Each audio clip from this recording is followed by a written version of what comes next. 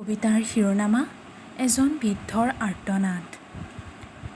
বোপাইও, ক'ত মই আউল লগাইছিলোঁ তোৰ জীৱনত, ক'ত মই কেনা লগাইছিলোঁ তোৰ পালনত। বোপাইও, মোৰ বুকুখন আজি বৰকৈ বিষাইছে অ', তই মোক পদপথত এৰি থৈ গ'লি, কিন্তু দৰৱ কিনিবলৈ পইচা দি থৈ কিয় নগ'লি। বোপাইও, মাৰজনী মৃত্যুৰ সময়ত মোক তোক চাবলৈ কৈ থৈ গৈছিল, এতিয়া তই নিজেই চাব পৰা হ'লি। বোপাইও, জীয়াই থকা দিনকেইটা তোৰ মৰমত কটাব পাৰিম বুলি ভাবিছিলোঁ, মই আজিৰ পৰা নিসহায় হ'লোঁ অ', চকু পানী নোলোৱা হ'ল, বুকুত বান্ধি লৈছোঁ শিল, তই য'তেই আছ কুশলে থাক। বোপাইও, ব্যৱসায় বাণিজ্যত মন দিবি, বোৱাৰীজনী আৰু নাতি দুটাক মৰম কৰিবি, তইতো পিতৃঋণ খুজিবও নালাগে এতিয়া।